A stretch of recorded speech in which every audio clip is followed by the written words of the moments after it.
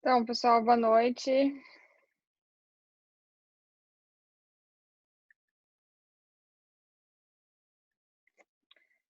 Hã, bom, gente, nossa aula de hoje, né, tem um foco. Estão me ouvindo bem?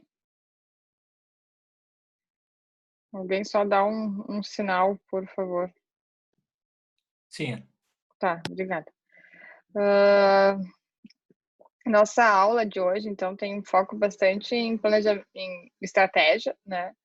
A gente, para poder chegar na discussão de BSC, né, como ela deve ser feita, a gente tem que retomar um pouco, assim, a importância de discutir estratégia, gestão estratégica, planejamento estratégico, e que também faz parte, né, do trabalho da disciplina de vocês, né. Então, enfim, uma aula bem importante, assim, tem, claro, muita coisa que vocês já em algum momento viram até na escola de negócio, provavelmente na escola de negócio, mas que aqui eu, em desempenho, eu sempre faço uma abordagem, assim, bem aplicada, assim, para engenharia também, já conectando com o BSC.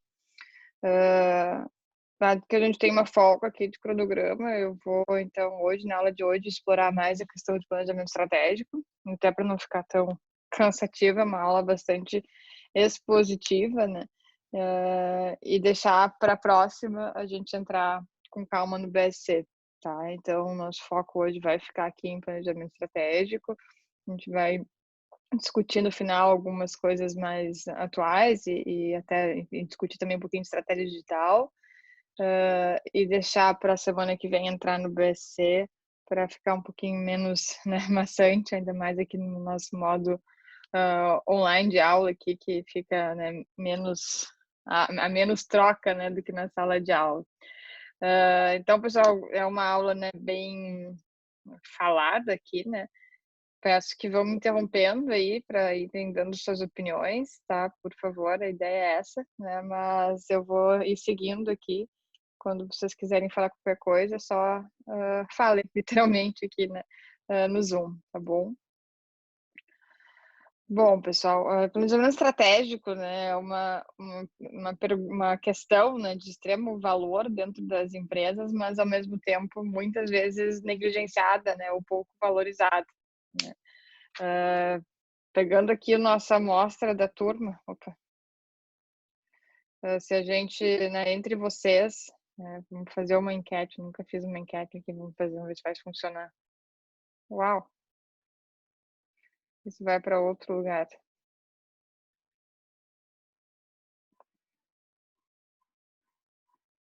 Hum, tá, enfim. Mas a enquete era sobre, hã, quem de vocês, né, realmente conhece o planejamento estratégico da empresa que trabalha. Ó, deu certo, né. Bom, a gente usa, né. Conhece? No detalhe, planejamento estratégico? Sim, né. Então vamos lá, Lucas, qual é a missão, assim, da empresa que tu trabalhas? eu direto, só um minuto. Na verdade, a empresa que eu trabalho, ela é multinacional americana e a gente realmente não fica tão a fundo assim. Inclusive, anualmente a empresa faz um questionário com os colaboradores para entender onde que os funcionários querem que a empresa, como eu posso dizer, evolua mais. E um dos pontos que eu botei, que acho que entra muito essa parte da matéria, é entender qual o planejamento da empresa, não só números. Como eu trabalho com vendas, eu vejo só números, né, metas Uhum, de vendas e etc. uhum, Então, uma das coisas que eu pedi para a empresa em particular, e coincidentemente foi onde a empresa decidiu investir, é realmente saber mais do planejamento estratégico, não só no Brasil, mas também no mundo, né? Porque, por exemplo, nós temos um programa lá que se chama Rexnord Business System, que é programa de melhoria contínua. E uhum, mensalmente eles nos mostravam um gráfico da posição da nossa planta no Brasil, em termos de melhoria, em quantidade de melhorias, comparada com outras plantas do mundo. E do começo do ano até o final do ano, algumas plantas fecharam. E eu, curiosamente, perguntei, por que fecharam essas plantas? Entendeu? Mostrar para os funcionários. Eu acho que isso faz muito parte do planejamento estratégico da empresa, mas isso não é passado para os funcionários. Então, Sim. sinceramente, não sei qual é o planejamento estratégico da companhia como um todo. A única parte que eu sei, assim, que é onde a gente, como é que eu posso te dizer, tá inserido é números. Uhum. Realmente é números. Isso foi um ótimo relato, né, porque é exatamente o gancho que eu queria trazer, assim, né, que é muito difícil, às vezes, a gente entrar numa companhia, numa empresa, a gente se dedica para aquilo, né, trabalha imensamente muito com números, e a gente na engenharia, frequentemente, é onde a gente para, né, seja números de mercado, de produção interna, dados, enfim, e não para pensar por que aquele negócio existe, né? E em um segundo momento, se esse negócio faz sentido com teus propósitos também, né? E uma das perguntas que a gente se faz, né, quando a gente vai começar, por exemplo, né, um diagnóstico de estratégia numa empresa, uma consultoria de estratégia, a gente sempre provoca um pouco os gestores com essa questão, né? Se vocês entrassem nesse negócio, né, agora, né, e tivesse, né, se eu tivesse esse negócio, serviço, canal de distribuição, né, eu entraria nisso agora, né? Será que a maneira como a gente está ganhando dinheiro hoje é o que estimulou a começar esse negócio ou não, né? Essa última, um exemplo que a gente tem fácil, assim, que eu gosto de usar é no mundo mais tecnologia, quantas empresas, né, nascem propondo ser uma empresa, né, de desenvolvimento, quase que fábrica de software. E aí tu vai olhar o balanço financeiro dessa empresa, ela ganha dinheiro fazendo manutenção de sistema vendido, assim, né?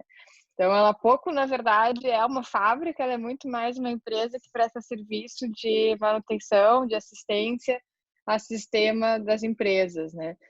Então, ela não está hoje trabalhando com o que ela gostaria, talvez quando iniciou suas atividades de ser uma fábrica de sistema, né, de desenvolvimento, está muito mais trabalhando no lado manutenção, né?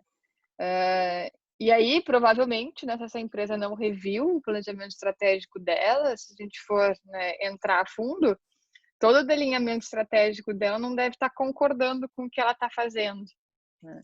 Sim. Tem um descasamento entre o que ela gostaria de ser, o que ela está sendo e como ela está ganhando dinheiro.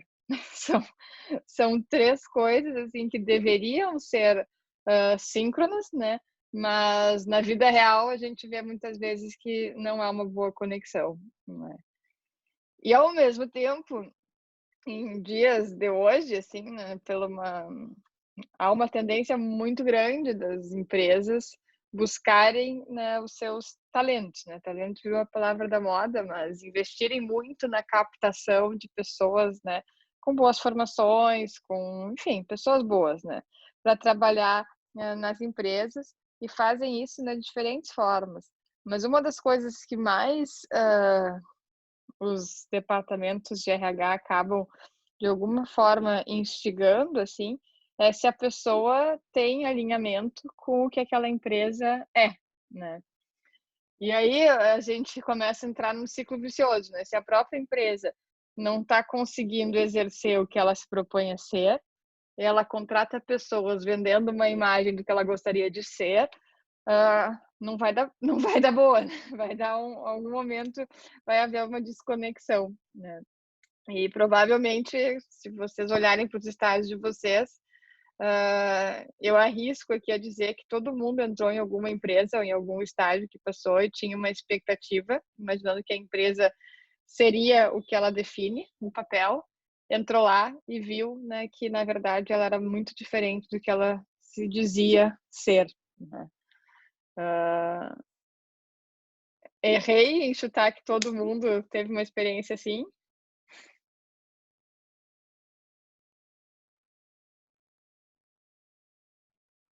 Não, obrigada.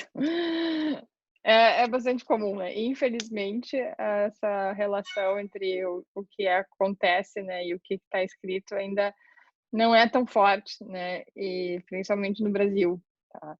Mas acho que no final da aula a gente vai ter algumas reflexões diferentes, tá. E a gente está também num mundo, né, em que cada vez mais a riqueza das empresas não está no produto, não está no que está sendo, né, saindo lá fisicamente, material, né, da fábrica, está muito mais, né, num bem intangível, seja do capital intelectual, das pessoas, do conhecimento tácito que existe dentro dessa empresa.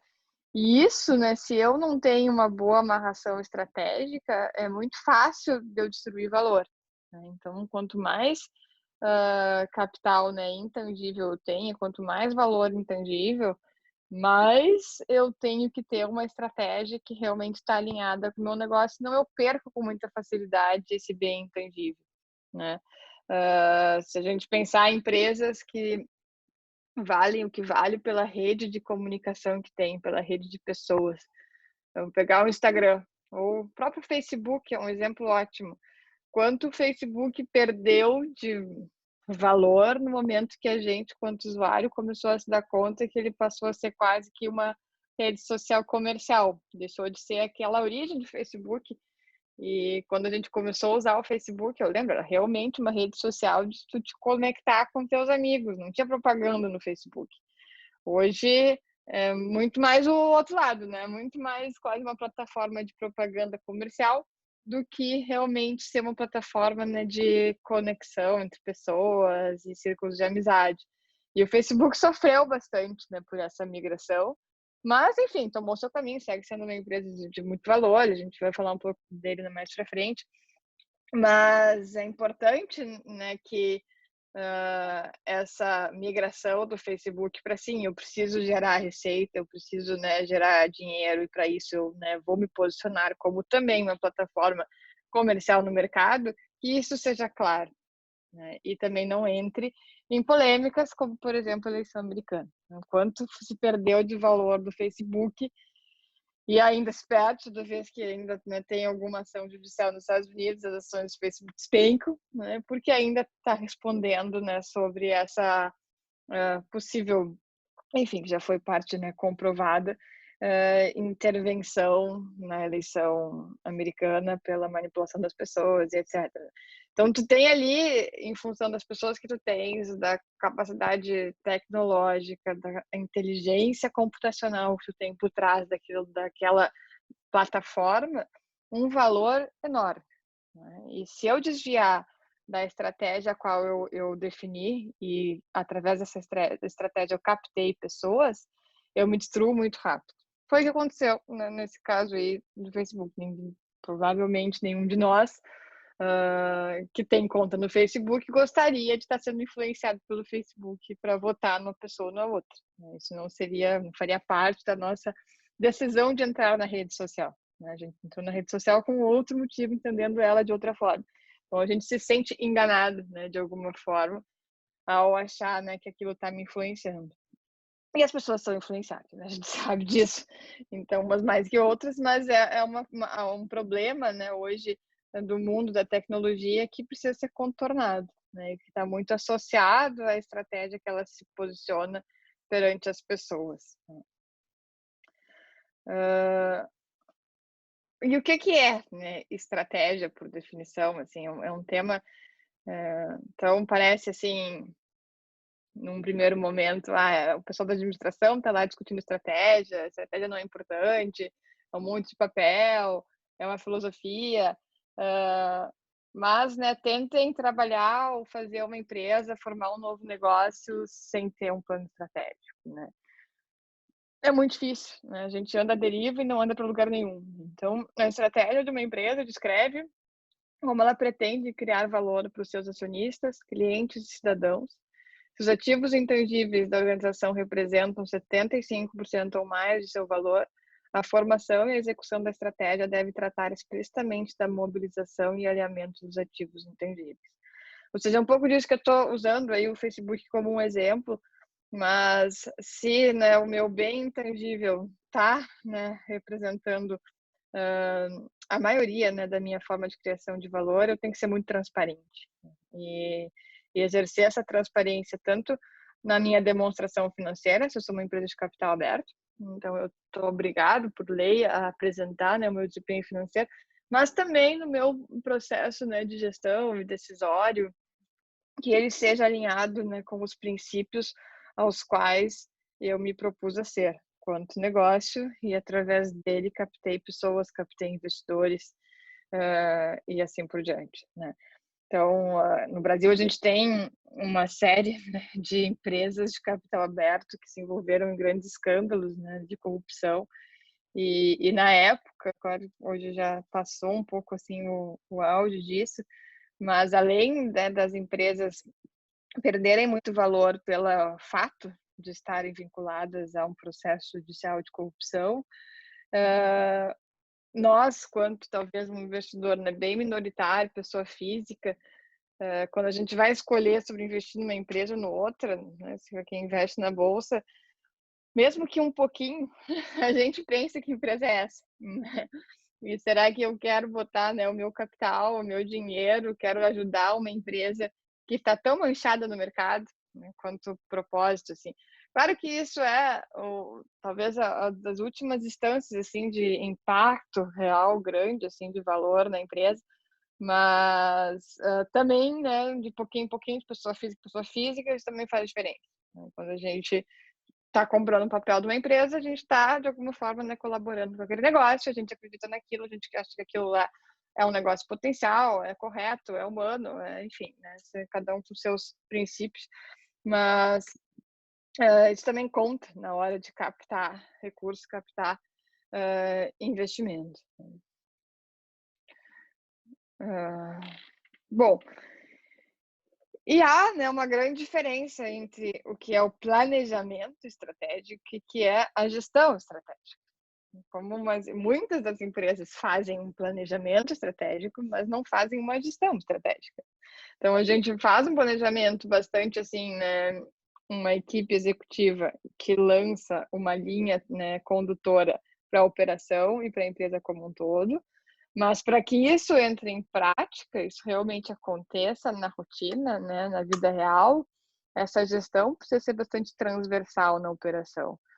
Isso que o Lucas comentou ali antes não deveria acontecer. Provavelmente a empresa que o Lucas trabalha tem um planejamento estratégico, inclusive global, mas que pouco chega, né, como deveria chegar na operação, né? Então, os funcionários hoje não sabem qual é o grande objetivo, qual é a grande missão, quais são os grandes valores da companhia global, né? E aí a gente, quanto funcionário, assim, naquela pergunta, por que tu está trabalhando naquela empresa? Será que é só para cumprir a meta da minha área? Ou porque a gente tem, né, uma meta maior, né? O que a gente realmente quer? A gente quer, né, fazer alguma coisa, como é que a gente está contribuindo, né, para que a empresa como um todo alcance o seu objetivo?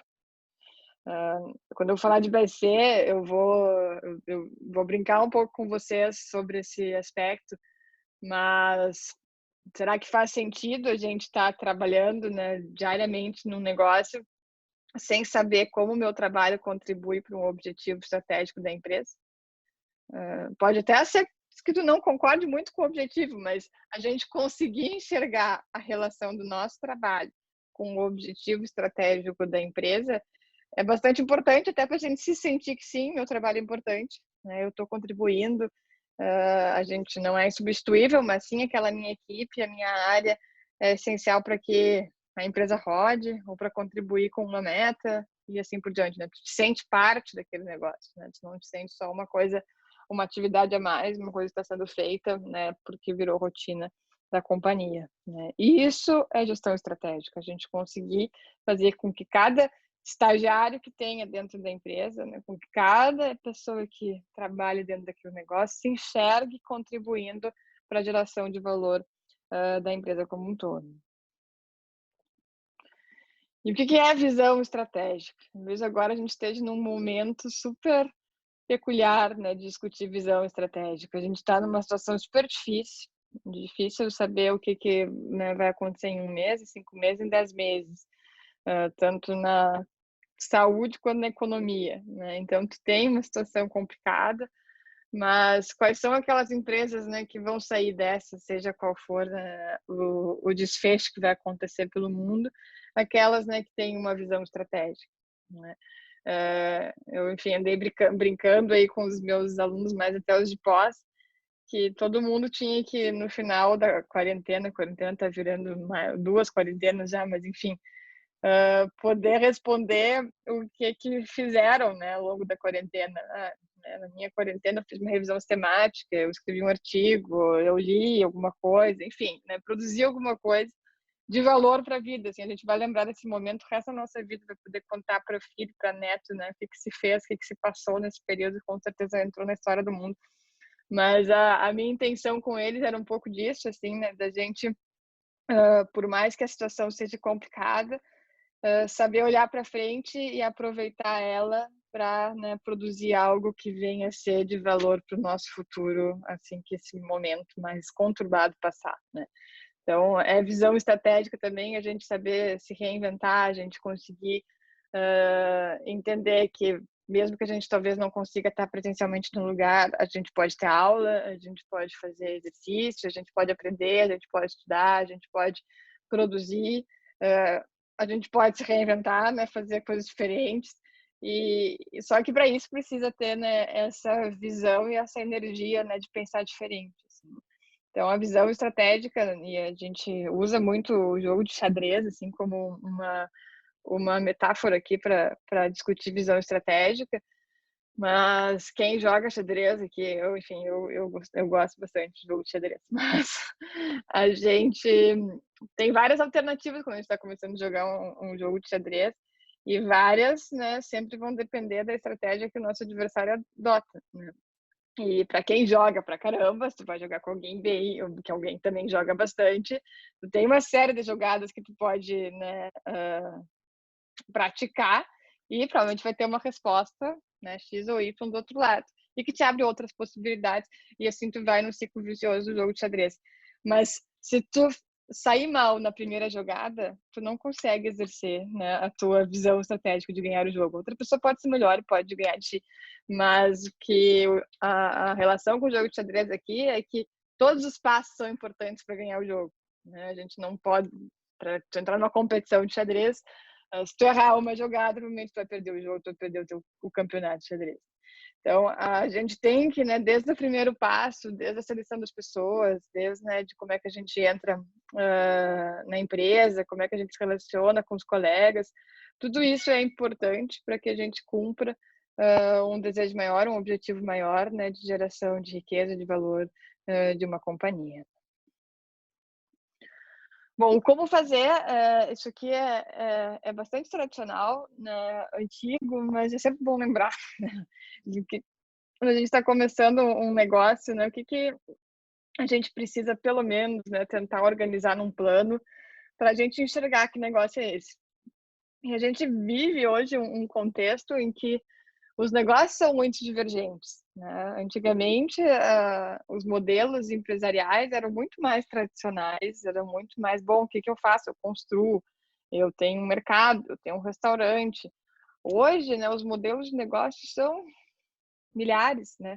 Possibilidades de como é que a gente faz associações, eu vou ter um sócio, eu vou ter uma pessoa que é contratada, que presta serviço para mim, qual é a função de cada um, qual é a responsabilidade de cada um, o que a gente quer no final do ano. Então, tu tem muitas formas, né, de estruturar um modelo, né, de negócio a partir do momento que tu tem, né, uma ou duas pessoas que querem, né, realmente prover alguma coisa para o mercado, tá? Então, esses três pilares são essenciais. É a gente definir a identidade, né, organizacional dessa empresa, que isso envolve negócio, missão, princípios e visão de futuro. Onde essa empresa está, né? Então, tem concorrentes aqui perto? Não tem? O que eu tenho de bom dentro de mim? Quais são as nossas credenciais? A gente usa muito hoje para falar de ambiente interno. E quais são, né, os alinhamentos de estratégias, ou seja, quais são os objetivos dessa empresa, as estratégias que vão ser tomadas para atingi-los, para alcançá-los, e a coisa um pouco mais palpável aqui, né, que são os planos de ação para que isso seja, né, possível, tá? Então, começando pela identidade organizacional, que é o negócio, né? O negócio tem que levar ao que a empresa realmente atua, né? E a gente deve ter o cuidado para não definir um negócio de uma forma que restringe ele, tá? Então, vamos pensar nessas 3 empresas para pensar em negócio. Boticário, Copenhagen e Panvel, tá? Num primeiro momento, uma é perfumaria aqui, produtos de beleza, outra é chocolate, a outra é farmácia. Tá? Pergunto para vocês, em algum momento vocês enxergam essas 3 empresas sendo concorrentes?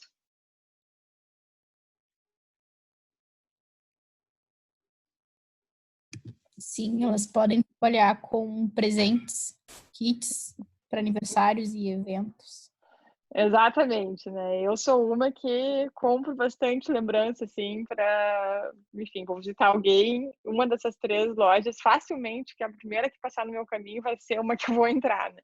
Então, elas são, sim, né, concorrentes na perspectiva de que é um local que tu compra uma lembrança, um presente para alguém. Enfim, né?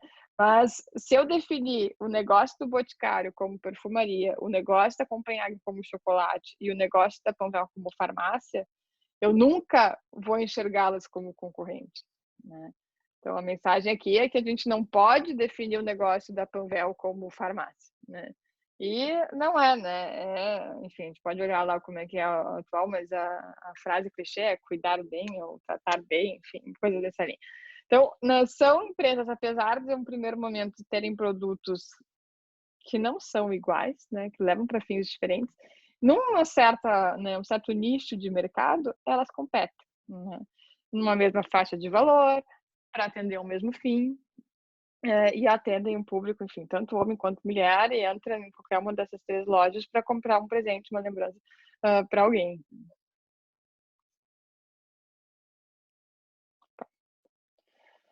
Bom, acabei antecipando.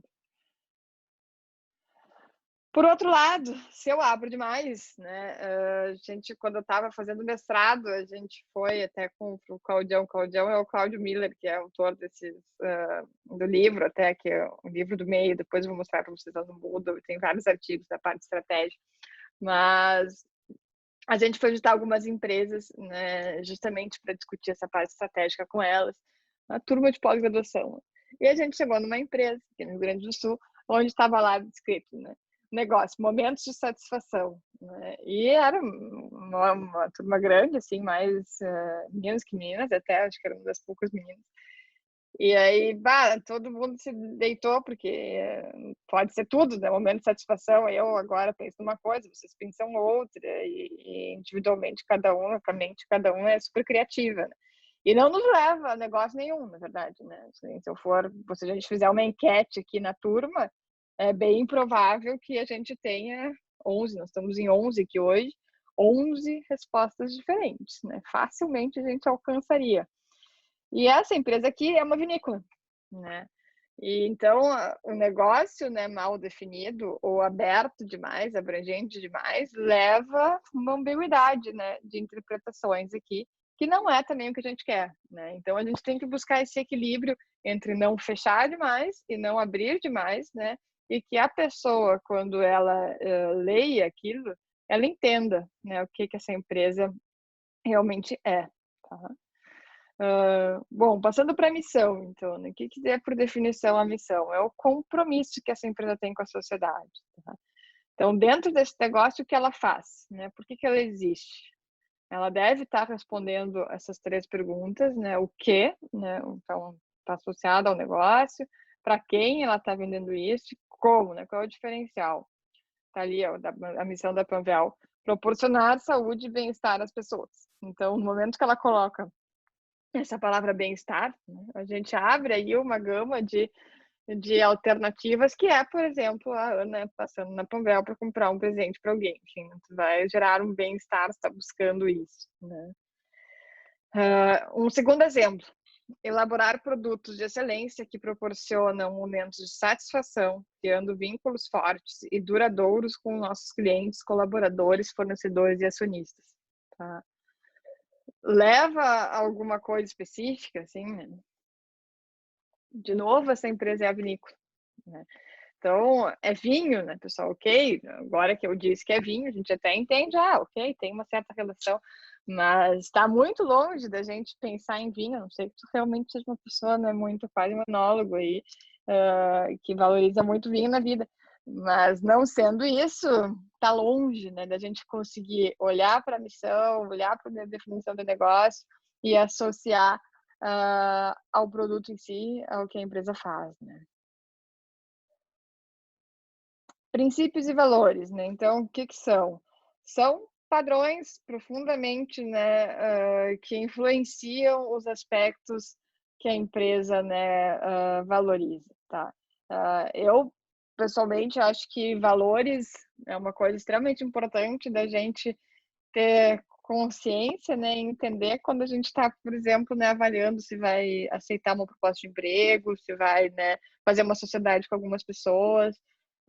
Isso é muito pessoal, né, pessoal? Estou aqui dando meu ponto de vista, mas que se a gente começa a estudar essa área pra caramba e olhando também o comportamento das empresas, e até a gente falou mais cedo nisso na live que teve, a questão de habilidades, né, e cada vez mais se buscando habilidades, os soft skills das pessoas, que não são só formação técnica, né, que são muitas vezes a relação daquela pessoa com aquele negócio, com que aquele negócio se propõe a ser, com que aquele negócio acredita. Então, digamos que eu sou uma pessoa extremamente introvertida, né? Posso aqui ficar trabalhando em casa a vida inteira, né? E de preferência sem falar com ninguém. Será que uma empresa de comunicação é o meu lugar, né? Então, claro que eu extrapolei aqui o exemplo, mas é isso que a gente está buscando, né? Eu enxergar, eu olhar que aquela empresa, bom, ela tem uma preocupação social e para mim isso é importante, ela valoriza as pessoas, ela valoriza as relações de trabalho, ela valoriza a educação, ela investe na educação dos funcionários, ela colabora com, enfim, MBA, que a pessoa tenha aula e ela ter, né, que dedicar horas de trabalho para ir para a aula dela, é um negócio que a empresa vê com bons olhos. São coisas assim, por exemplo, para mim seria super importante. Não serviria para mim trabalhar numa empresa que não valoriza a educação, porque não concorda com quem é a pessoa que eu sou, né? Então, os valores ali a gente vai encontrar, né, o que aquela empresa acredita, né? E assim como a gente usa essa expressão de valores para nossa vida, quais são os nossos valores pessoais, é a mesma coisa, transpõe isso para um negócio, né? Quais são os valores desse negócio? O que essa empresa está realmente acreditando que faz diferença, né? Então, por exemplo, aqui eu trouxe de uma empresa de consultoria que apresenta como valores excelência técnica, satisfação dos nossos clientes, desenvolvimento pessoal e profissional de nossa equipe e colaboradores, garantia da qualidade de nossos serviços e produtos, segurança em nossos processos, né? Bem, poderia, né, talvez essa aqui se adequar a muitas empresas, as de consultoria, a grande maioria, né? Enfim, um exemplo, né, do que são valores. Cada vez é mais comum ter a questão de responsabilidade social, educação, né? Agora provavelmente vai vir uma onda grande de preocupação com a saúde dos colaboradores, coisa que, né, transbordou, ganhou um espaço muito grande em função da pandemia, principalmente nas organizações de saúde, então a preocupação maior, né, com a saúde do funcionário. Enfim, são, enfim, né, premissas bastante importantes que as empresas definem, né, sobre o que elas acreditam. Visão de futuro. A gente falou um pouco de visão estratégica, né, alguns slides anteriores. E agora, né, o que é a visão de futuro? Então, é entender onde é que eu quero chegar. E quando a gente se coloca na posição de criar uma empresa, começar um negócio, a gente entender, estabelecer essa visão de futuro é extremamente importante para a gente até fazer as estruturas certas necessárias para que possam concordar com onde a gente quer chegar. Por exemplo, vou começar uma empresa, a gente imagina começar uma empresa, pegar o exemplo dos meninos do aplicativo do futebol. Se essa empresa já nasce, e na minha opinião, olhando para o que vocês querem fazer, ela não tem como nascer pensando só no Brasil. Os jogadores já nascem, enfim, quem está jogando, as crianças, se tivesse um filho que quer ser jogador de futebol, tu sabe que ele vai ter um olheiro e que possivelmente ele vai para a Europa. Então, tu já nasce com esse olhar internacional. Se eu estou começando, no caso de vocês ali, bom, a gente está começando um projeto de uma startup, o que eu já tenho que pensar desde hoje para que essa empresa seja internacional? Né? Começando pelo idioma, a gente tem que falar inglês, a gente não pode falar só português, tudo que a gente tem escrito tem que estar escrito bilíngue. Qual é a estrutura societária que a gente pode fazer no Brasil, já pensando que é mais fácil para internacionalizar o negócio amanhã? O que eu tenho que fazer também, né, sobre a perspectiva financeira para que eu possa receber aporte internacional, por exemplo, que eu possa ter um sócio lá fora? São problemas que a gente tem que definir, e se a gente já tiver um plano sobre isso no T0 agora, né, é muito mais fácil, porque essas coisas vão chegar, né, nas startups é muito comum, chegam muito rápido, e as que só foram indo na onda, assim, começa a coisa, né, vão fazendo sem pensar muito, perdem no timing depois, né, para outras concorrentes que vão imitando uma solução e que foram mais rápidos nesse sentido, né? Então, ter traçado o que se quer ser, né, onde se quer chegar com o negócio, e claro que é um traço, né, é um desejo, é uma ambição, é um sonho, mas fica mais fácil a gente chegar lá se desde o início a gente pensar na estrutura que eu vou ter, né, que organizar pelo menos, ou ter planos, né, ter ideias em mente, quem é que eu vou precisar chamar, vou precisar contratar um advogado, enfim, onde é que eu vou, em que momento vou precisar chamar essas pessoas para que seja possível alcançar essa visão de futuro, né. Então, dei um exemplo aqui bem, né, trazendo uma linha mais uma startup, mas se eu sou uma grande empresa também. Agora, muitas vezes é uma visão de futuro também enxugar a estrutura. Pegando o que o Lucas comentou de a empresa vendeu várias fábricas. Será que a gente interpreta isso como uma coisa ruim, né? Que a empresa está mal financeiramente, está vendendo fábrica. Não necessariamente, né? Pode ser uma ação extremamente estratégica, pensada, porque ela entende que no mundo de hoje, de ter um custo fixo, um patrimônio, né, imobilizado em prédio, talvez não faz mais sentido eu muito mais trabalhar com modelos de terceirização, e para isso eu tenho que vender patrimônio, né? Eu tenho que vender essas fábricas ou trabalhar com elas, né, para um outro fim, para um outro propósito. E se eu não amarrar isso internamente na empresa e transparecer isso a todos os colaboradores, a primeira imagem é, tá mal das pernas, tá vendendo tudo que pode, senão vai falir. Né? É a primeira coisa que a gente pensa.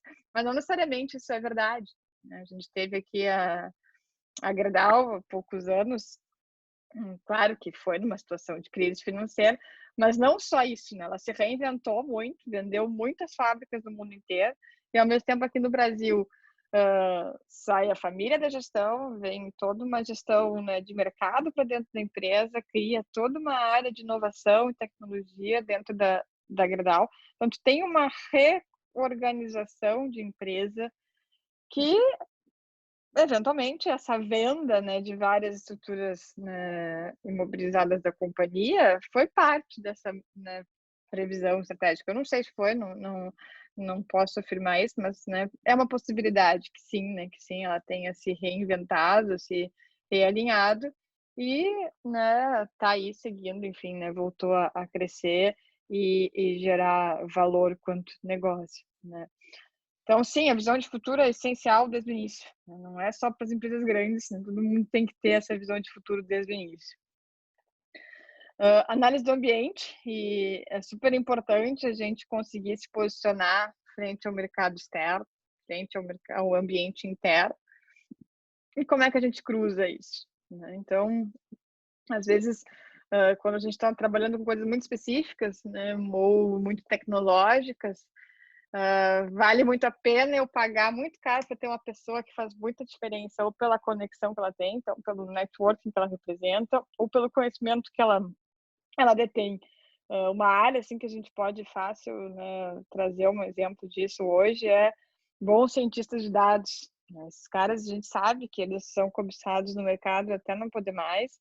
Ao mesmo tempo, nós aqui, engenheiros de produção, um pouco metidos, não digo todos, mas né, boa parte, cada vez mais eu vejo os alunos melhores nisso, fico super feliz e se interessando por isso também. Mas é muito difícil, uma trajetória longa, a gente realmente se tornar um bom cientista de dados. Não é assim, fazendo né, meia dúzia de curso online que a gente sai um bom cientista de dados. Mas, né, enfim, é um aprendizado contínuo. Mas pessoas que detêm um amplo conhecimento nessa área, hoje são compradas no mercado a altíssimos salários. Né? No Brasil inteiro, no mundo inteiro, a gente sabe disso, elas valem muito. Porque elas né, detêm uma capacidade que faz com que eu seja mais competitivo. Né? Então, eu internamente ter a credencial de um cara top, né, que vai fazer toda a diferença, vale a pena eu pagar né, um super salário para ele, 50, 60, o que for né, que eu tenha que pagar para esse cara, ele vai fazer a diferença no meu negócio. E eu aceito isso, né? Eu enxergo isso como uma credencial importante, porque os meus concorrentes estão fazendo. A gente teve, há uns 3 anos, eu acho, 2, 3 anos, a Renner aqui em Porto Alegre.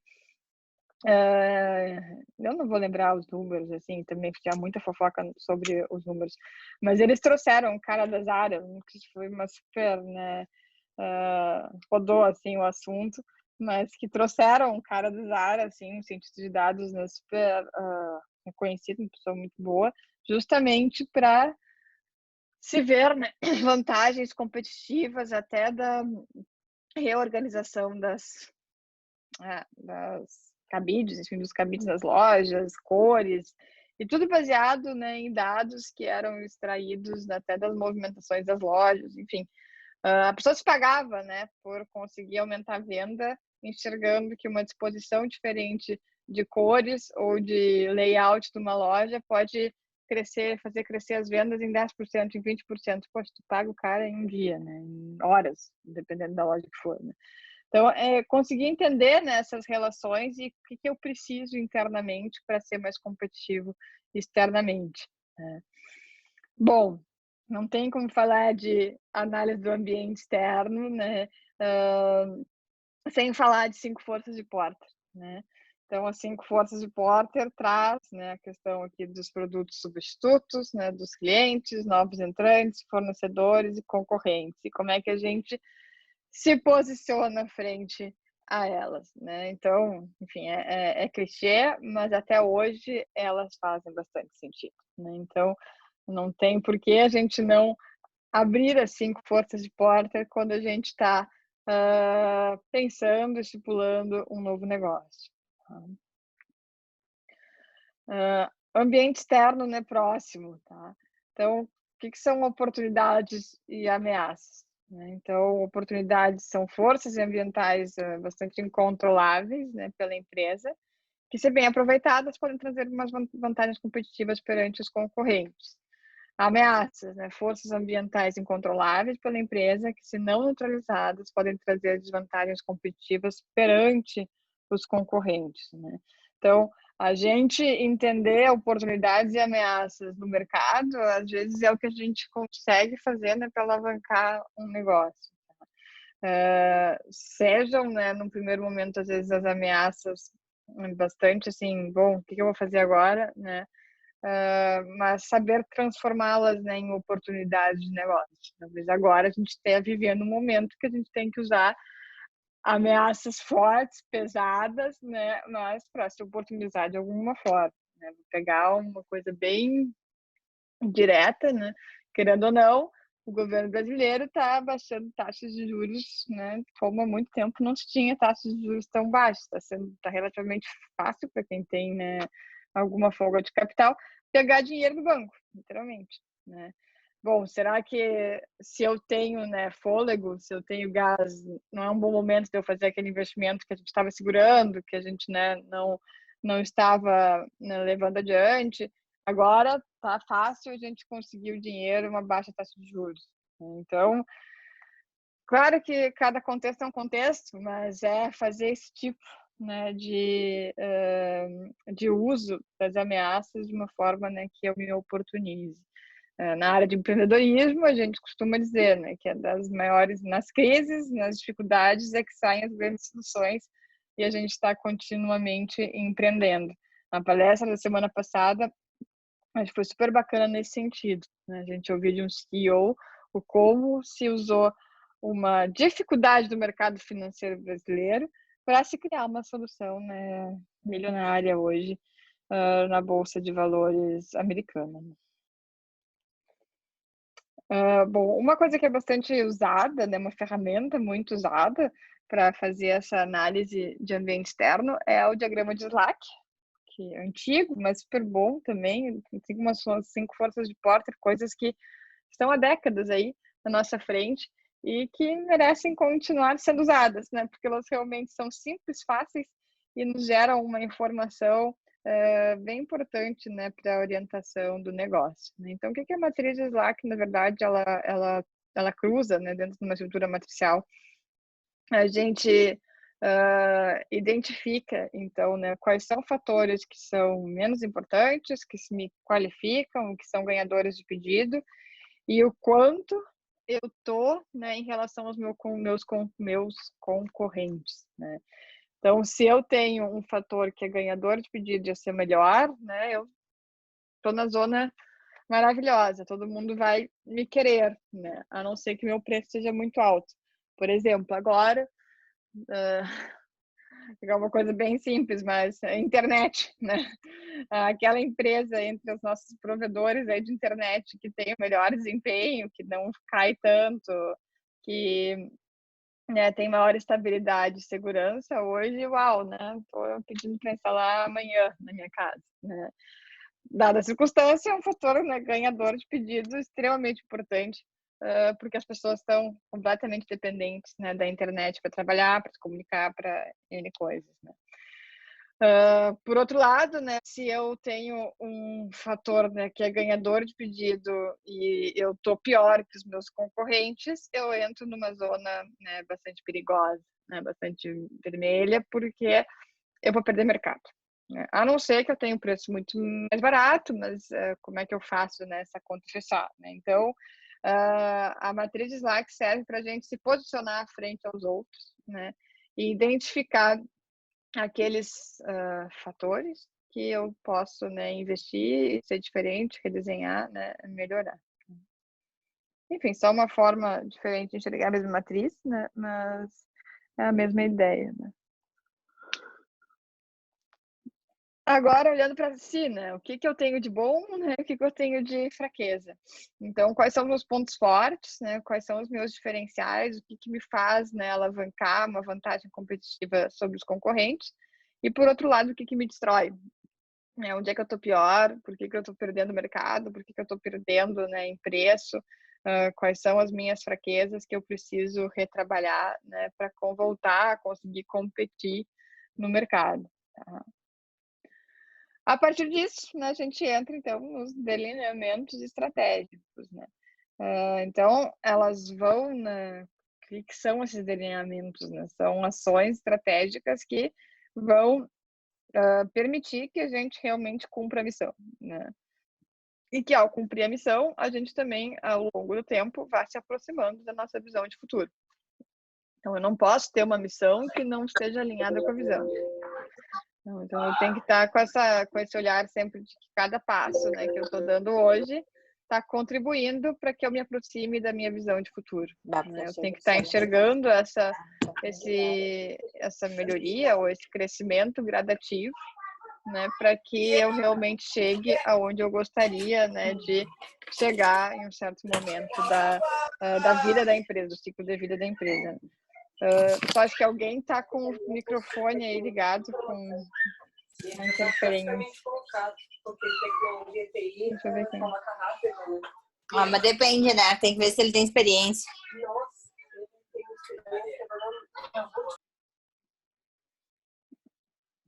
Tá.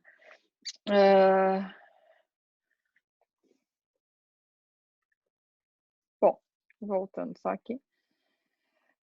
Bom, elas se quebram, então, né, em objetivos, estratégias e planos de ação, né? Então, o objetivo é o que responde àquela pergunta do quê, né? Então, quanto mais objetivo e mais, né, quantitativo ele consiga ser, é mais fácil a gente transmitir isso aos funcionários e também às pessoas externas que querem entender o que essa empresa faz, né? Então, qual é o objetivo? É também conseguir conectar com aquilo que eu comentei mais cedo, que eu, quanto funcionário, estou trabalhando nessa empresa e como é que eu estou contribuindo para alcançar algum dos objetivos desse negócio, né? Eu consegui fazer essa relação direta. As estratégias já são, né,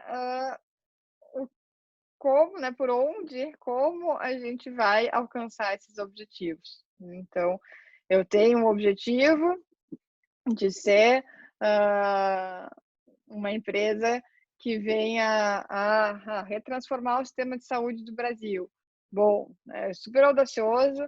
Como é que eu vou fazer isso? Eu vou me conectar com hoje as principais pessoas do Brasil que realmente, né, estudaram o mundo afora, são pessoas extremamente qualificadas e estão com o pensamento alinhado sobre como deve ser retransformado o sistema de saúde. Bom, vamos nos conectar essas 15, 20 pessoas no país e vamos detalhar um plano para que isso venha a acontecer, isso venha, né, ser colocado em prática, né? Então, de uma forma aí bem macro, estou dando um exemplo assim de objetivo, estratégia, né, e plano de ação, que é onde a gente tem esse desdobramento mais operacional, né? O que vai ser feito, né? Como é que a gente vai construir a nossa história aqui, né, passinho por passinho, para a gente realmente alcançar esse objetivo, tá?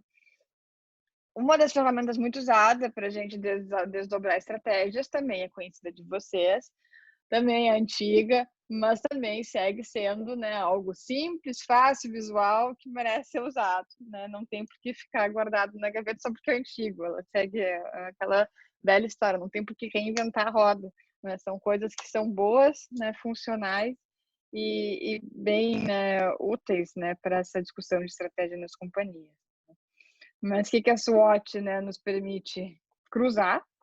Basicamente, as nossas forças, oportunidades, fraquezas e ameaças no ambiente interno e externo, né? A gente, numa matriz bem simples, a gente traça isso. A dificuldade da SWOT é justamente identificar corretamente, né, quais são as forças, oportunidades, fraquezas e ameaças do ambiente interno e externo e não se enganar, né, pessoal? A gente não pode querer dizer que a gente tem a força que não tem, né? Então, nos auto-iludir aqui não vai nos levar a lugar nenhum.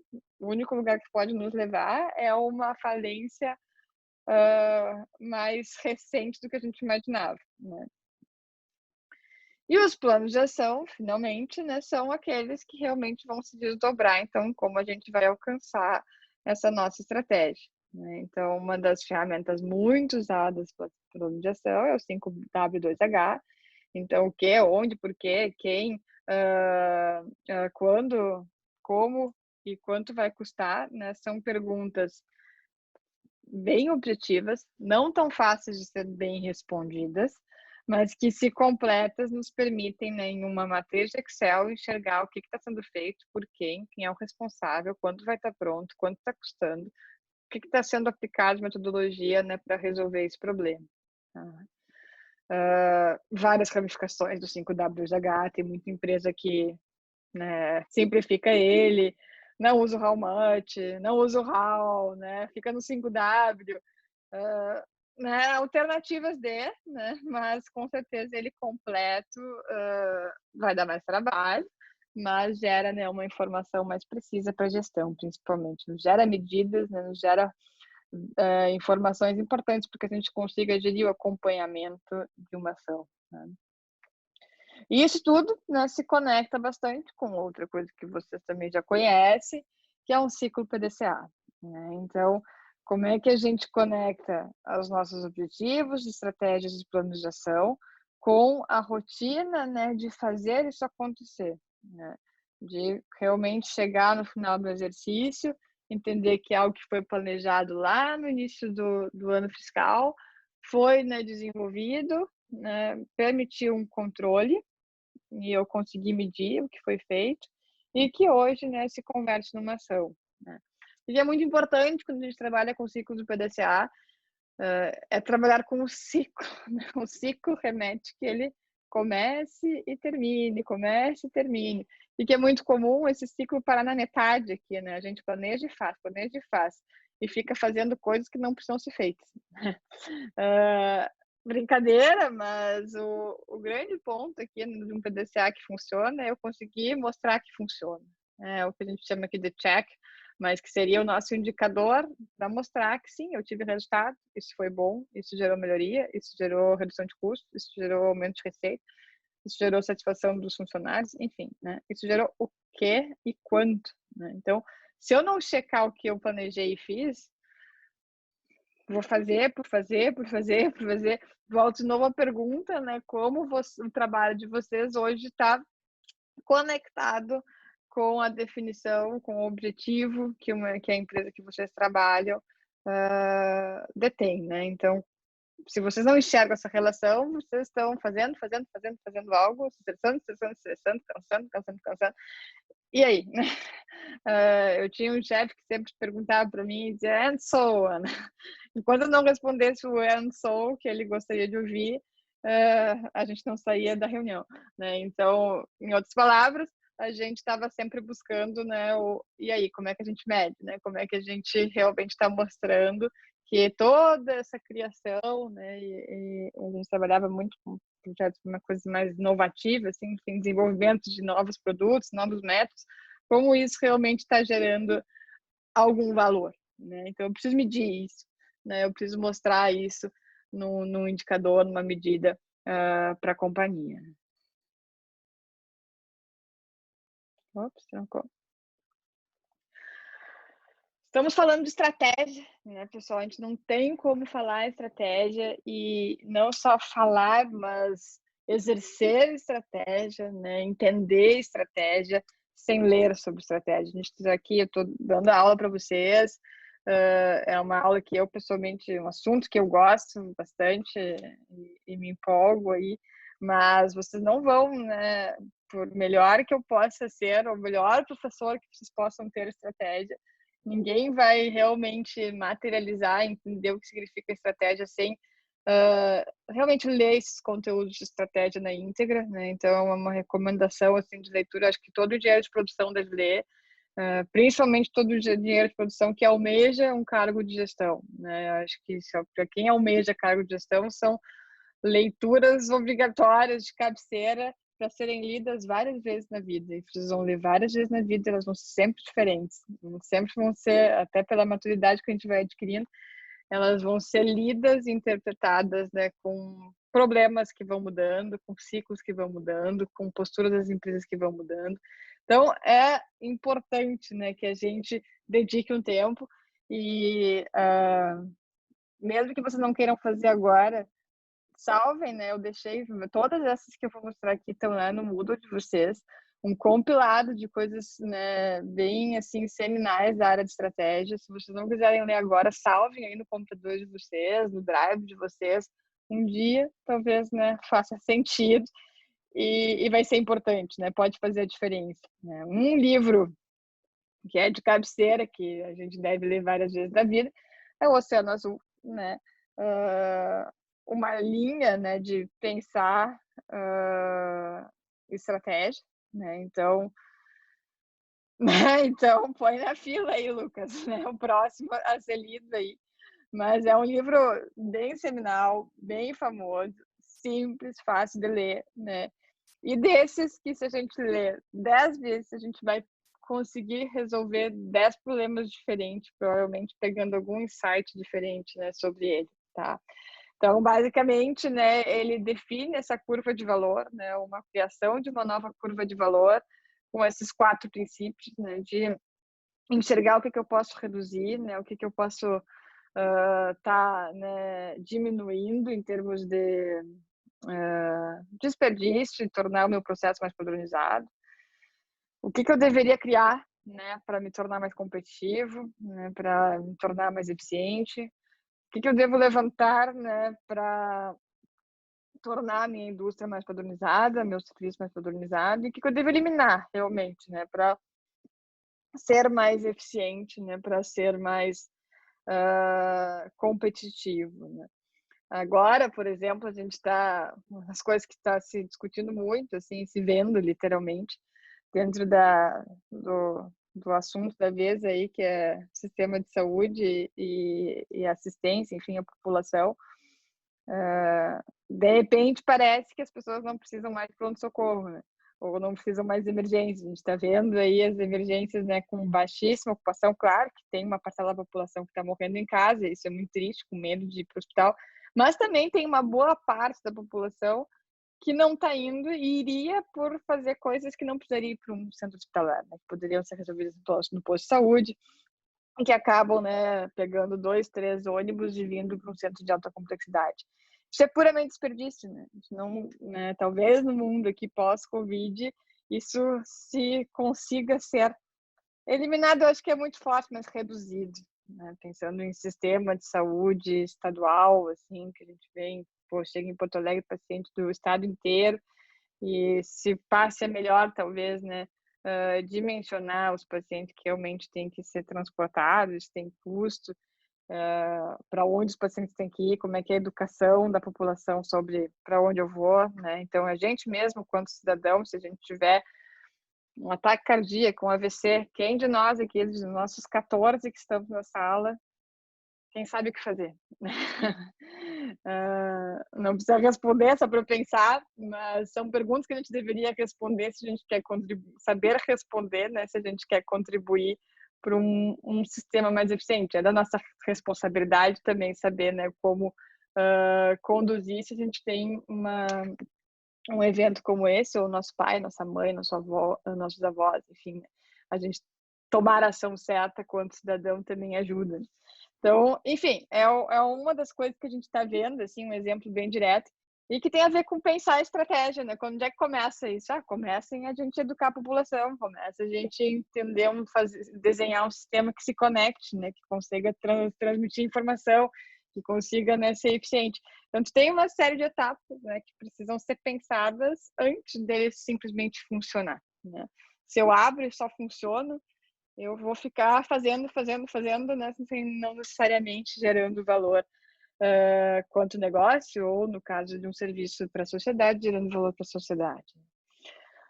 O cara, né, professor Porter é o grande pai da estratégia, né, leva esse título e segue, né, publicando muita coisa e trazendo muita coisa. Esse ano eu tive a feliz experiência de conhecê-lo, né, e assistir aulas dele lá na escola de Harvard. Enfim, tá velhinho, mas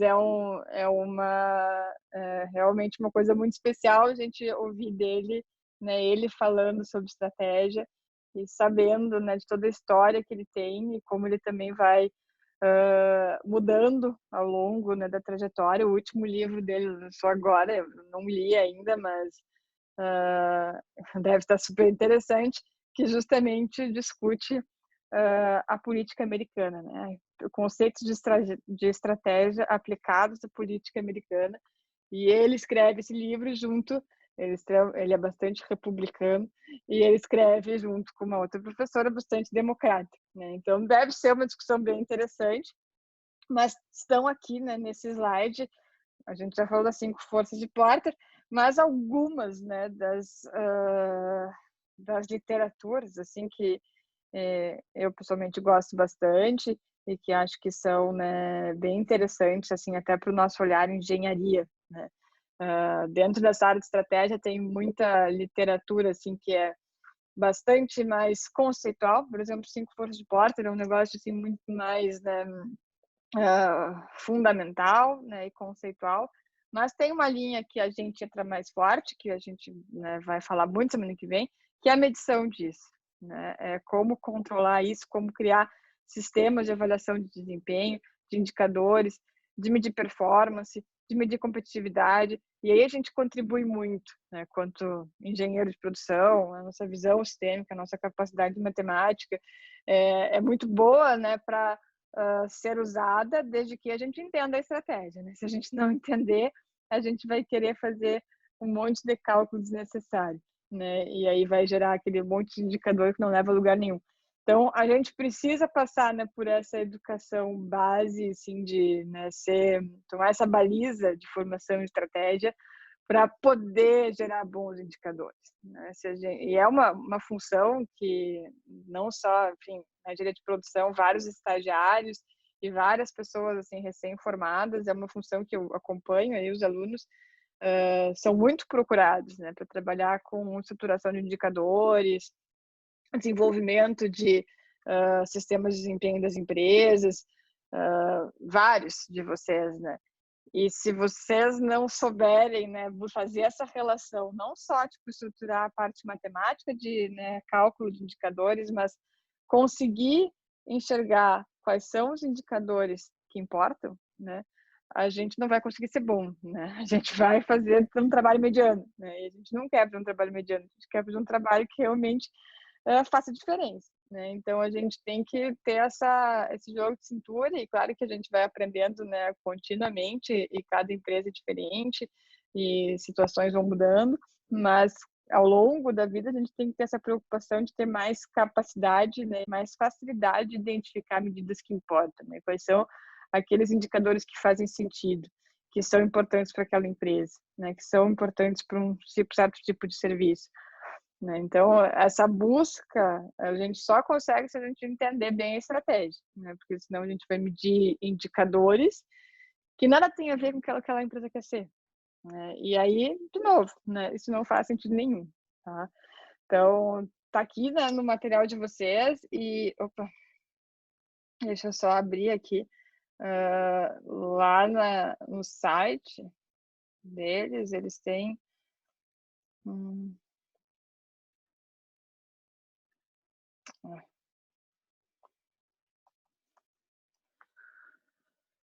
todos os artigos, né, e publicações que eles vão fazendo ficam disponíveis, algumas, não todas. Até agora, tempos de Covid, tem muitas coisas que normalmente são pagas, que estão livre acesso. É um bom momento. Mas, enfim, na página dele aqui tem toda a área, né, toda a literatura dele de estratégia, artigos publicados, alguns vão ter livre acesso, outros não, mas deixei o link para vocês. Assim como aqui também vocês fácil podem achar o outro professor, que a gente usa bastante, Robert Kaplan, pai do ABC, do TDABC, do BSC, né? E por aí vai. Então tem, né, uma série aqui de trabalhos, né, feitos por ele. Então é uma parte, enfim, quem gosta, né, quem está trabalhando com essas áreas, indicadores, gestão, acompanhe, né, não entre uma vez, deixa ela ali quase que salva no navegador, né, e vá acompanhando o que esses caras estão falando, o que esses caras estão trazendo, porque realmente eles são, né, as grandes figuras aí por trás do que se tem de mais inovador, assim, de estratégia. Só para fins, né, da gente pensar um pouquinho como as coisas fazem sentido, mas em 2001 eles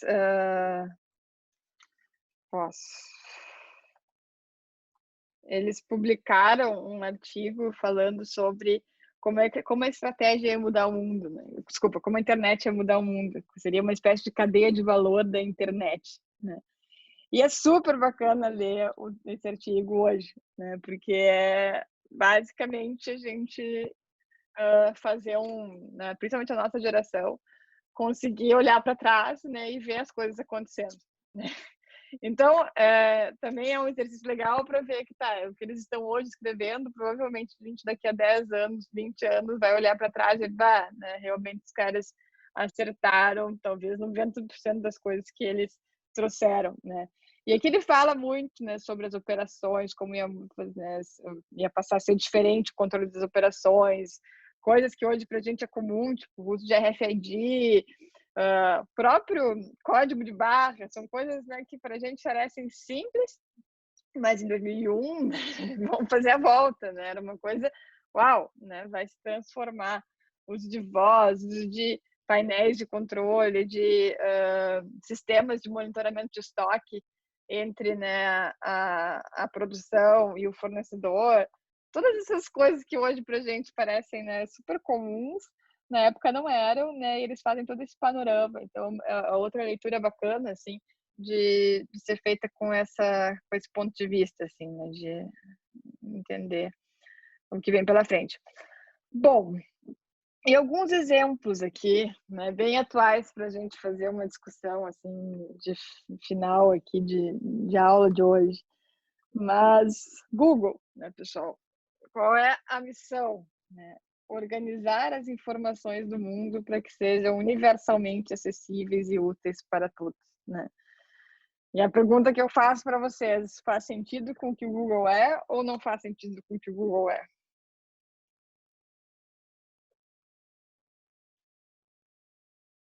Ui.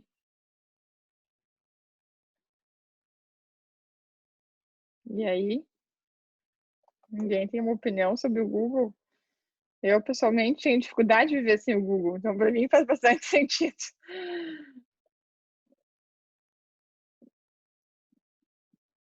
O Google, por exemplo, né, agora, assim, na situação Covid, né, uma das coisas que o Google logo fez foi disponibilizar os acessos, né, e controles de GPS do Google Maps para as agências dos vários governos, né, do mundo inteiro, para se mais facilmente monitorar a movimentação das pessoas. Claro que isso logo depois passou a ser feito pelas próprias companhias de celular, com várias polêmicas em cima, que não vem ao caso, mas o Google sendo, né, uma empresa, né, que no momento que a gente usa lá o Google Maps, a gente aceita que ele use também os dados da minha movimentação, é assim que ele funciona quanto negócio. Ele tem esse direito, né, de divulgar, né, da forma como estava divulgado, sem identificar um cidadão específico, uma forma genérica dentro de um país, de um estado, o tipo de movimentação das pessoas, né? E isso foi útil para várias situações e orientações, né, nos governos, né? Então, é um exemplo só aqui de, sim, eu tenho essa missão de organizar as informações. E pensando um pouco nisso, eu acho que essa palavra, assim, né, organizar as informações. A gente vive num momento onde tem muito dado de muita coisa, né? Se a gente quiser dados, hoje a gente tem milhares de muita coisa, né?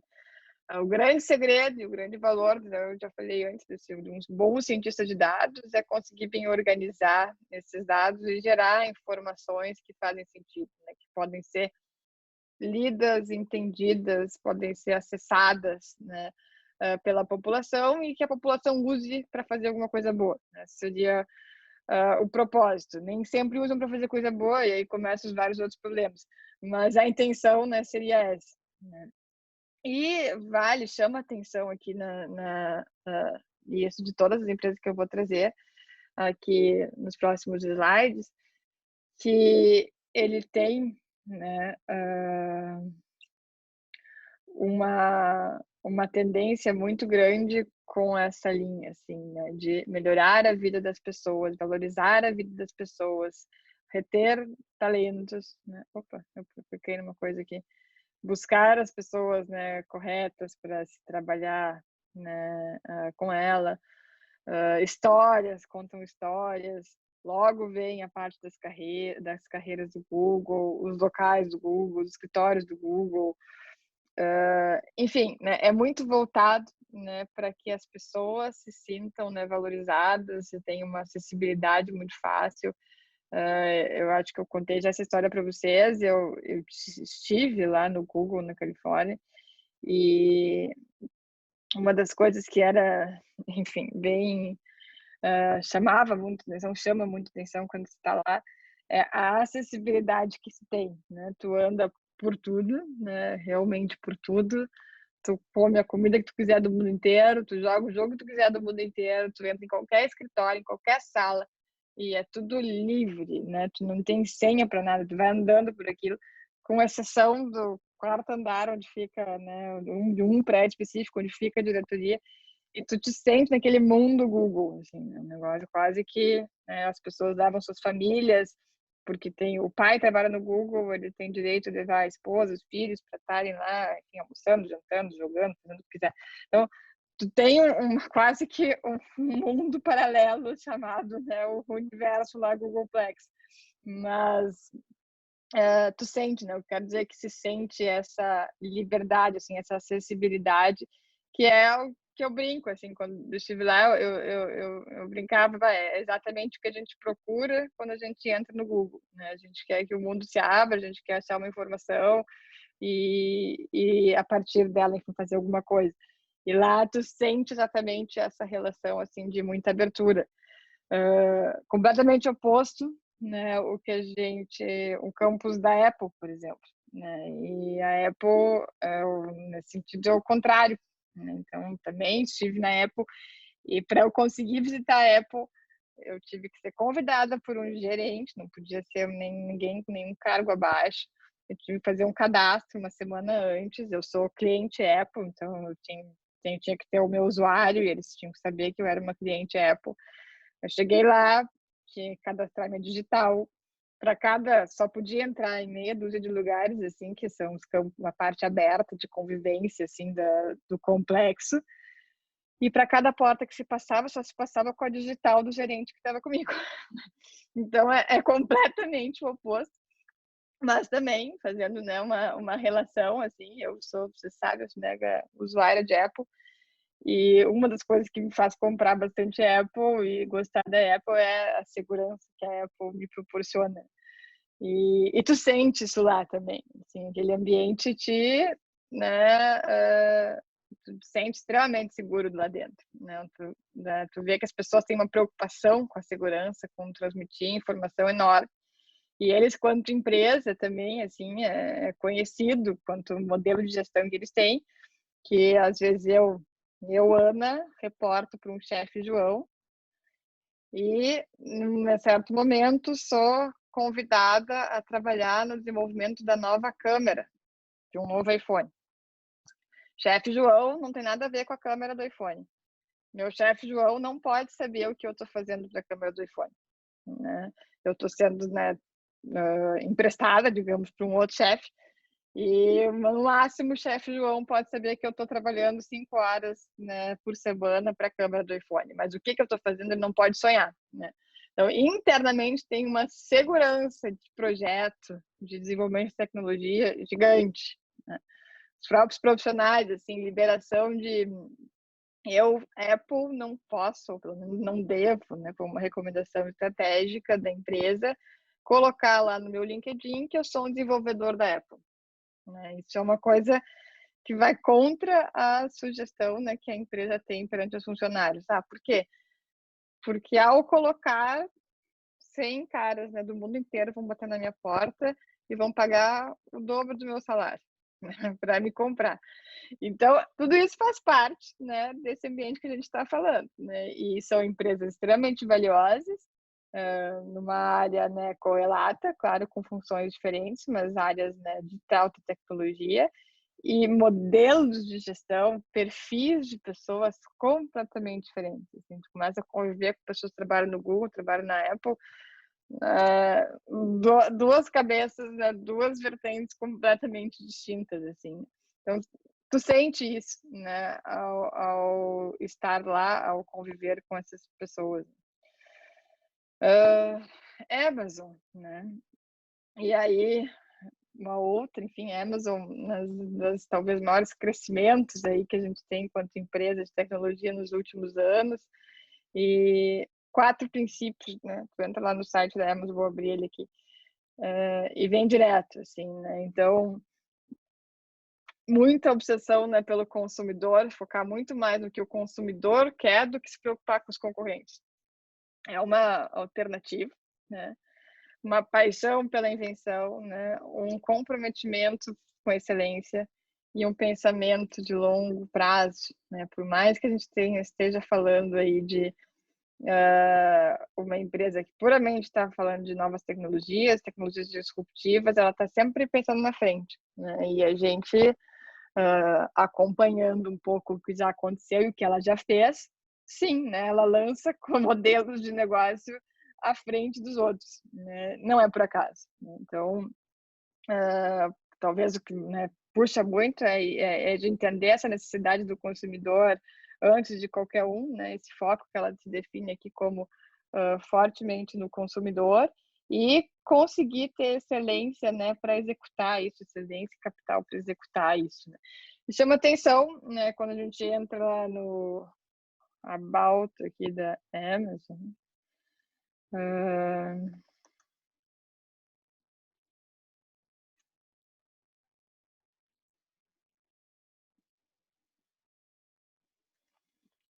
Logo, né, ele fala, né, e traz aqui como, enfim, as pessoas, que eles estão buscando, né, para pessoas que venham a trabalhar dentro da Amazon, a busca, né, por talentos é extremamente forte, né, e de criação, de captação, de investimento, de projetos, né, voltados à sustentabilidade. Então, enfim, tem toda uma preocupação social mais presente aqui. Se começar a navegar, hoje eu fiquei um tempo aqui navegando por esses sites hoje mais cedo, e é bastante perceptível, né, o quanto há essa preocupação com inclusão, com sociedade, com diversidade e com a captura, né, das pessoas mais qualificadas que existam, né, para trabalhar no negócio deles, né? E por fim, o outro caso que enfim, não, né, tem mais duas que eu trouxe aqui, mas uma delas é o LinkedIn, né? E o LinkedIn, voltando um pouco na história, né, é um dos que marca a história, né, de venda extremamente, né, valiosa no mercado da tecnologia, né? Então, visão do LinkedIn, né, criar oportunidades econômicas para cada integrante da força de trabalho mundial através do desenvolvimento contínuo do primeiro gráfico econômico mundial, né? A missão é conectar profissionais do mundo todo, tornando-os mais produtivos e bem-sucedidos. E a história é super bacana, né? Começou na sala do cofundador, o nome dele aqui, em 2002, e foi oficialmente lançado em 2003. O Jeff Weiner atualmente é o CEO e a equipe de gestão inclui executivos experientes vindos do Yahoo, do Google, da Microsoft, da Tivo, da PayPal e da Electronic Arts. É uma empresa com um modelo de negócio diversificado, onde a receita provém de assinaturas, vendas de publicidade e soluções de recrutamento. Em dezembro de 2016, foi adquirido pela Microsoft, assim unindo o maior serviço de nuvem profissional do mundo com a maior rede profissional do mundo, né? Só vocês que estão aí se formando, o LinkedIn, saibam usá-lo, né? É hoje a plataforma, né, que conecta oportunidades no mundo inteiro, né? Então, é ali, enfim, usado, né, realmente pelo mundo inteiro. A gente, quando começa a usar, né, mais frequentemente, a gente se depara, assim, né, com as pessoas que são da mesma linha que a gente, que trabalham em áreas correlatas, do mundo inteiro, né? Então, é hoje, né, uma plataforma muito forte na área, né, de empregos e de captura, enfim, de busca de empregos. E é super bacana que a gente entra aqui nessa definição em português, há mais informações, né, e tu cai numa parte do LinkedIn. Enfim, uma jogada aqui de forma de se apresentar, né, profissionalmente. O LinkedIn tem sua própria página, né, e aqui ele se apresenta, né, como quem ele é, né. E por fim, Facebook, né?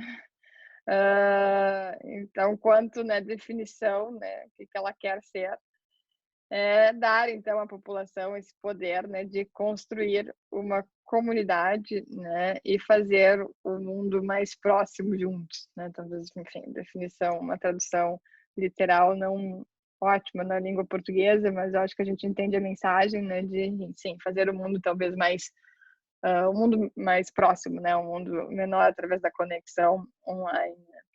E, e é interessante, fazendo o gancho com o que eu falei antes, né? Que talvez quando ele nasceu, ele tinha muito essa proposta, né? Basta olhar o filme do Facebook, não precisa nem, quem não lembra muito da origem, né? Eu era muito novo quando o Facebook surgiu. Se a gente olhar o filme do Facebook, a gente enxerga isso, né? Mas, ao mesmo tempo, logo que a gente entra lá hoje no site do Facebook, a gente vê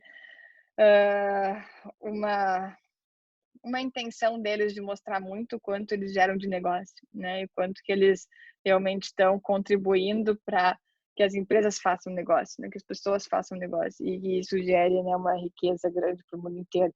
Tanto tem uma migração assim de não ser só, né, uma plataforma, né, de rede social, de conexão das pessoas, mas sim claramente cada vez mais declarada um lugar onde sim, né, é usado pelas empresas para elas fazerem negócios, gerarem mais receitas, né? Enfim, fazerem dinheiro, né? Mas tá aqui, enfim, é legal também de navegar pelo site, tá? E ver um pouco como é que essas empresas aí que são, né, tão gigantescas no mundo, estão no mundo inteiro, com exceção aí de alguns países que não os liberam, exercem, né, as suas estratégias, os seus modelos de gestão, tá? Então, deixa eu, enfim, fica lá, né, para que vocês possam dar uma olhada neles, né. E por fim, né, faz algumas semanas que eu mandei para vocês um texto, né, falando sobre esse tema aí que está bastante em alta no momento, dada a situação, que é a estratégia, né, de transformação digital, tá, pessoal? Então, é um tema aí que, dada, né, toda a circunstância, está sendo quase que um requisito para as empresas, de alguma forma, se digitalizarem, né? E, e lá nesse artigo que eu tinha compartilhado com vocês, eu vou abrir aqui de novo.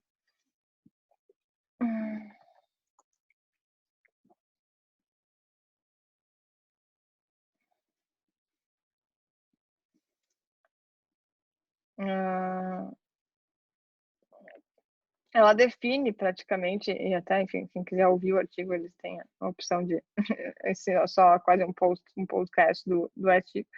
Mas aqui está definido, então, na verdade, 5, né, 5 passos, assim, 5 itens que devem ser bastante valorizados na busca por transformar, né, uma empresa, tornar uma empresa digital, né. A primeira delas, né, é criar essa experiência, né, de não criar, mas definir como vai ser essa experiência digital, né? Não é só ser digital, mas a gente tem que fazer com que tanto os nossos funcionários como a população valorize e entenda o que é uma boa experiência digital, né? O que é uma boa experiência com uma compra online, né? A boa experiência de uma compra online de um ano atrás não é a mesma de hoje. Em termos de tempo, de precisão, de acompanhar que o produto está chegando, seja uma teleentrega, né? Hoje parece que ruim quando um restaurante não disponibiliza a gente acompanhar o motoboy vindo até a nossa casa. Há 1 ano e meio atrás, nem existia, né? Ou 2 anos atrás, enfim.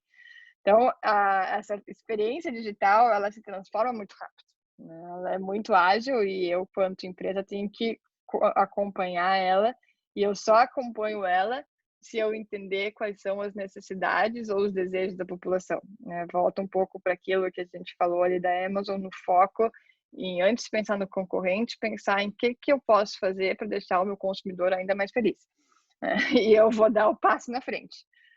Tá? Um segundo aqui, um foco em problemas específicos, né?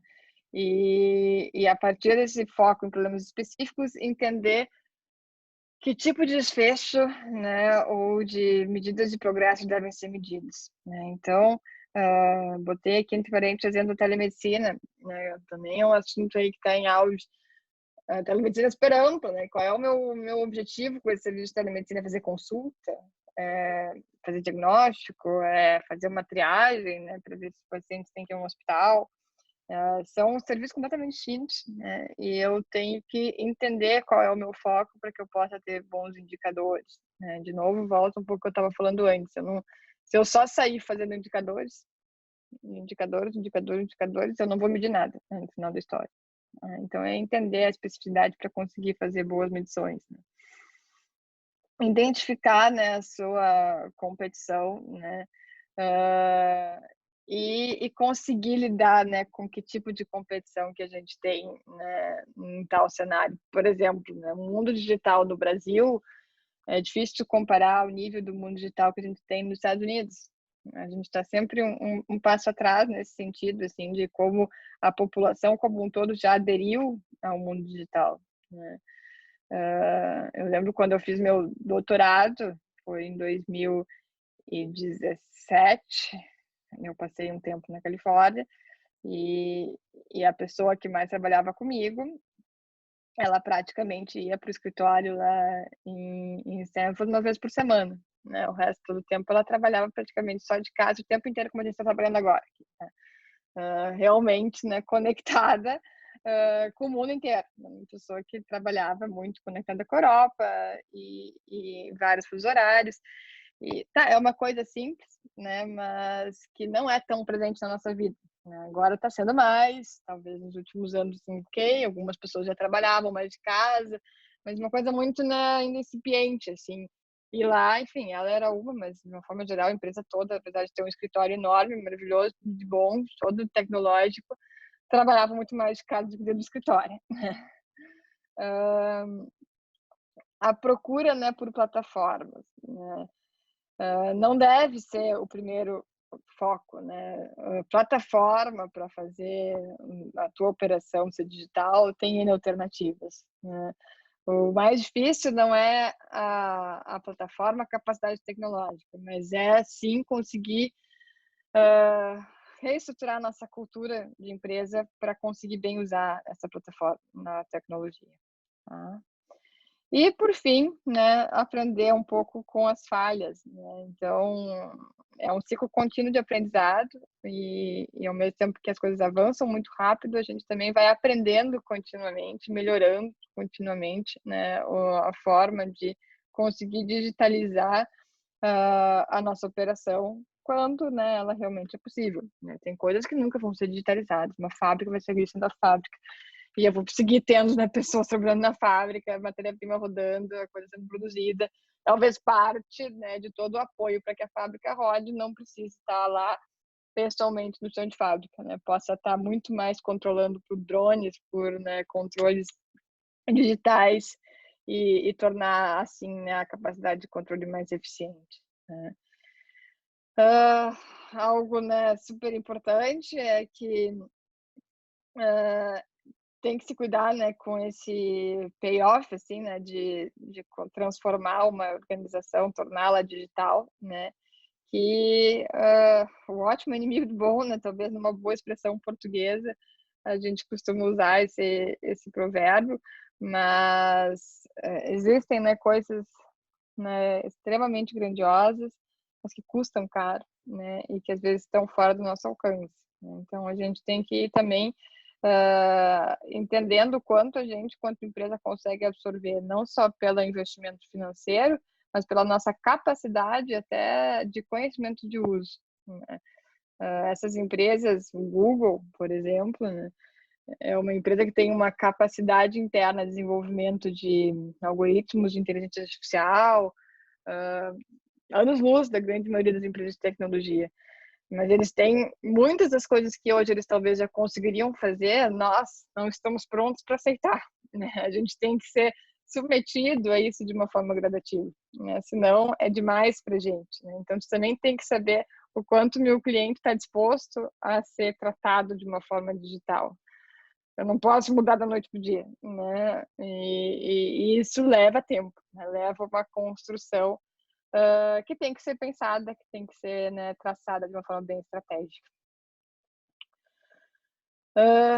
Uau, falei pra caramba. Pessoal, né, toda essa parte estratégica, né, contempla aí, né, o trabalho de vocês, né? Então, é a primeira etapa das empresas que vocês estão criando, né, dos negócios que vocês estão aí dedicando tempo, esforço, energia, né? E que seja, então, né, traçado, dedicada essa energia aí da melhor forma possível, né? Que eventualmente saiam aí empresas que realmente virem empresas na vida real, realmente, não fique só, né, num trabalho de disciplina. Sempre a intenção, eu brinco, que é pelo menos sair pelo menos uma empresa, né, da disciplina de avaliação de desempenho, né? Essa seria a minha meta, né? Quanto professora que está propondo, né, esse trabalho nessa disciplina, tá? Então, aqui um pedido, né, para que, sim, a partir da aula de hoje, assim, essa parte do trabalho de vocês avance, né, e possa, né, ser melhor explorado, tá? E agora abre, então, aí para discussões, perguntas, né, para que a gente possa fazer um fechamento dessa parte, assim.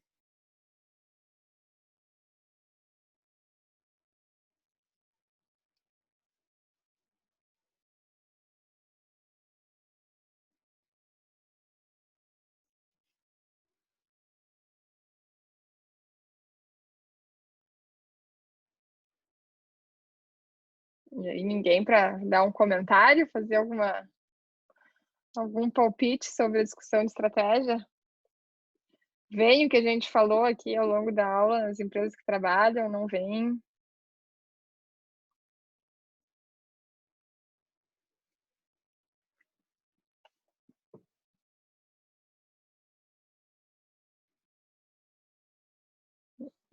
Nada, pessoal. Falei por 2 horas com vocês, quase.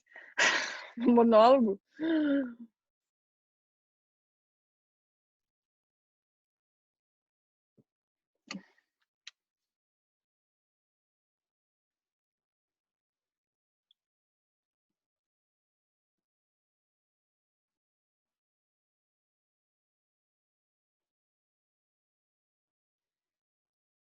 Bom, se não, né, o que eu queria comentar com vocês é que lá no Moodle, tá? Deixa eu só abrir aqui para ver onde está certinho. Eu deixei essa literatura de estratégia que eu comentei, né, para vocês disponível, assim como o material aí que a gente viu na aula de hoje, está lá dentro do item Planejamento Estratégico e BSC, tá? Então tá ali material, aula, Planejamento Estratégico e BSC, é esse material que a gente começou na aula de hoje, o BSC eu vou entrar na semana que vem, porque senão eu vou ficar falando por mais 2 horas aqui com vocês vão cansar da minha voz. E aí, na sequência, ali tem vários, né, dos artigos aí que eu fui comentando, e da mesma forma, né, como deixei a dica, assim, o site ali da Escola de Negócios de Harvard, do perfil desses professores, sempre tem muito material atualizado, né, que se faz útil em diferentes momentos da vida, né. Então, deixo aí a sugestão para vocês, tá? Nenhuma pergunta, gente, comentários finais, senão a gente vai encerrar aí, deixar depois a gravação lá para vocês da aula.